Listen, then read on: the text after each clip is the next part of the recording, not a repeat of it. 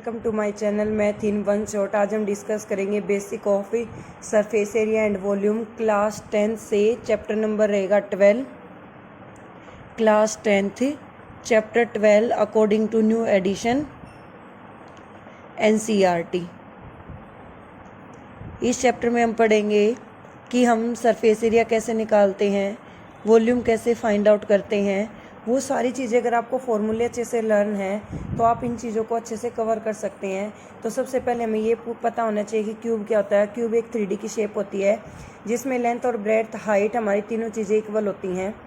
तो अगर हम इसके करव सरफेस एरिया की बात करें तो करव सरफेस एरिया ऑफ क्यूब होता है 6a²। टोटल सरफेस एरिया यानी कि TSA होता है 6a²। लेटरल सरफेस एरिया होता है 4a²। लेटरल सरफेस एरिया का मतलब होता है कि अगर इस बॉक्स का अपर और लोअर पोर्शन जो है वो रिमूव कर दिया जाए, यानी कि टॉप और बॉटम को रिमूव करके सिर्फ चारों तरफ का पोर्शन रख दिया जाए, तो उसको हम लिखते हैं 4a²। और वॉल्यूम ऑफ क्यूब हो जाएगा साइड का क्यूब यानी कि A का क्यूब। नेक्स्ट आते हैं क्यूबॉइड पर। क्यूबॉइड भी हमारी एक 3D की शेप होती है, बट क्यूबॉइड के केस में लेंथ, ब्रेड्थ और हाइट तीनों चीज़ें इक्वल नहीं होती हैं।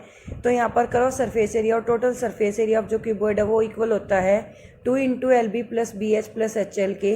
और वॉल्यूम इक्वल आता है L × B × H के। इसमें से भी एक अपर पार्ट एक लोअर पार्ट को रिमूव करेंगे तो लेटरल सरफेस एरिया आएगा। तो LB हमारा अपर का है और LB हमारा लोअर का है।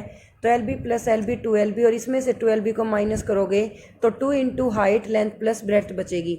Where length, breadth and height, और ये क्या होती है आपकी length, breadth and height of the cuboid LBH।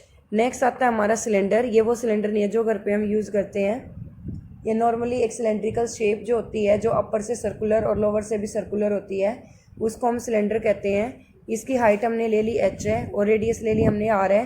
तो लेटरल सरफेस एरिया जो आएगा और कर्व सरफेस एरिया, एक सिलेंडर का ही केस ऐसा है कि जिसमें हमारा लेटरल सरफेस एरिया और कर्व सरफेस एरिया दोनों ही चीज़ें सेम होती हैं, तो वो होता है हमारा 2πRH। अगर आपसे ये पूछा जाए कि कोई भी एक ऐसी शेप का नाम बताओ जिसमें लेटरल सरफेस एरिया और कर्व सरफेस एरिया दोनों सेम आते हैं, तो वो क्या बनेगी 2πRH। और टोटल सरफेस एरिया आता है 2πRR + H। देखो ये वैसे तो होता है 2πR² + 2πRH।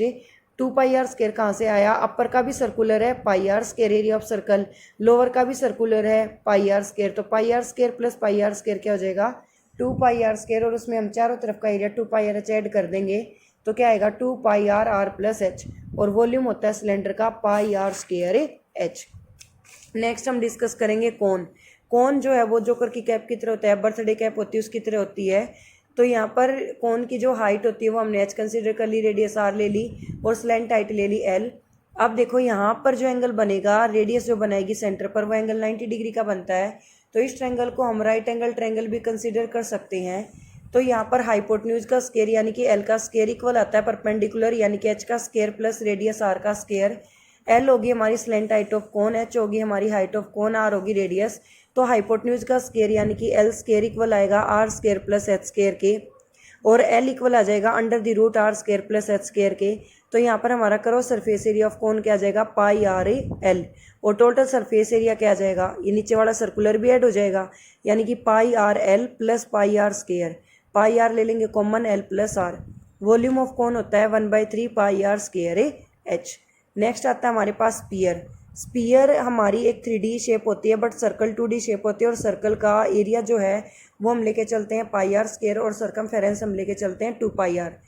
तो यहाँ पर कर्व सरफेस एरिया और total surface area of sphere होता है 4πR² और वॉल्यूम होता है 4/3 πRA³। R जो है वो हमने रेडियस ली है हेमीस्फीयर की। अगर हम कर्व सरफेस एरिया की बात करें तो वो टोटल स्पीयर का हाफ होगा, क्योंकि हेमी का मतलब होता है आधा।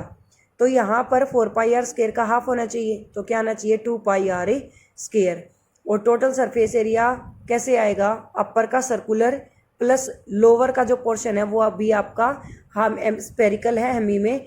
तो नीचे का 4πR² का हाफ हो गया 2πR², और ऊपर का πR² भी ऐड हो जाएगा।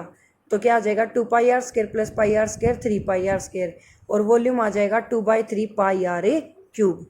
स्क्वायर जो होता है उसकी सभी साइड्स और सभी एंगल इक्वल होती हैं। और पेरीमीटर जब भी हम किसी शेप का निकालते हैं सम ऑफ ऑल साइड करते हैं, और इसकी चारों साइड इक्वल है इसलिए हम लिखेंगे 4 × साइड। और एरिया होता है स्क्वायर का साइड × साइड, बट इसके अपोजिट अगर हम यूज़ करना चाहें रेक्टेंगल, तो रेक्टेंगल में अपोजिट साइड्स इक्वल होती हैं और उसके साथ ही हर एक एंगल 90 डिग्री का होता है, डायगोनल भी इक्वल होते हैं। बट पेरीमीटर ऑफ रेक्टेंगल का फॉर्मूला होता है 2 × L + B और एरिया ऑफ रेक्टेंगल का फॉर्मूला होता है length multiply breadth. Thank you so much for watching. Bye.